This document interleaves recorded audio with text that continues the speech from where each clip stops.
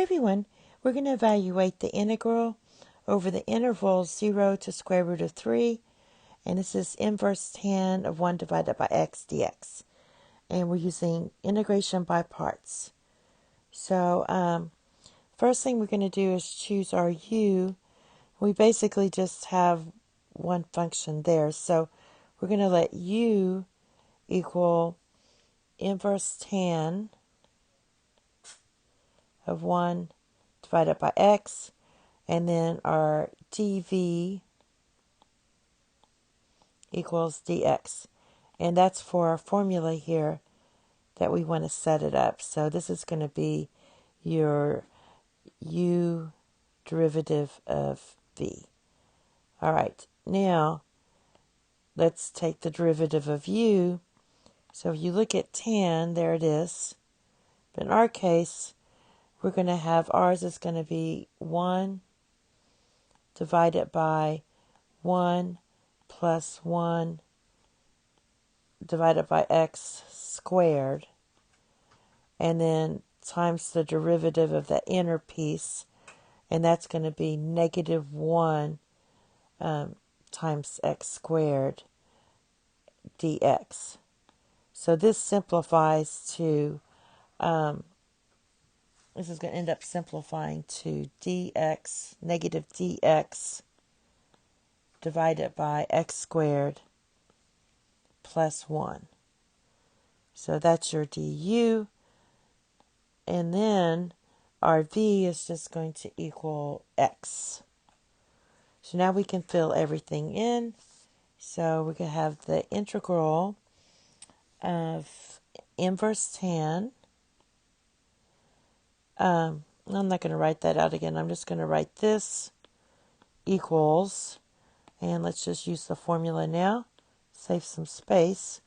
So we're going to do u dot v, which is going to be x tan, inverse tan of 1 divided by x, and we're going to evaluate that from 1 to square root of 3, and then we're going to have, since we have a minus here, let's go ahead and put the minus first. Minus x dx divided by x squared plus 1. Since these are both negatives, I'm going to take this out and make this a positive. All right, and then let's simplify starting here. This is just going to be square root of 3. We'll start with that, square root of 3. And then we're going to have tan of theta equals 1 over square root of 3. That's going to give you the angle pi divided by 6 minus 1. So we're using 1 now. Times tan of theta equals 1 at pi divided by 4. So 1 times pi over 4 is just pi over 4, so I'm going to take this part out. All right, so there's that part. All right, then plus, we're going to integrate, or take the antiderivative of that, and that's going to be 1/2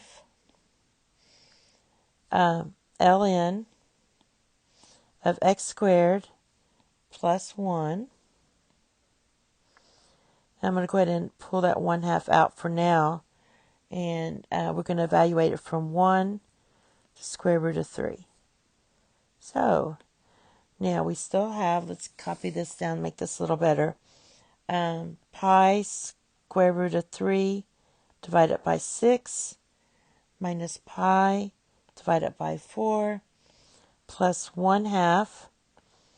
Now let's plug in our 1 and stuff like that. So if you take square root of 3 squared, that's just going to be 3. So 3 plus 1 is 4, so that's going to be ln of 4.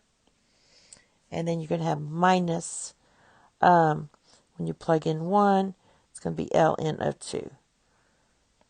All right, Now, once you have that, we're going to use our properties of logs, the quotient property, and you know that we can write this as a single log of 4 divided by 2, and you can divide that, so that's ln of 2. So your final answer is going to end up being pi square root of 3 divided by 6, put it all like that if you want, minus pi divided by 4 plus 1/2 ln of 2. And that's it. Thank you. Have a nice day. Bye-bye.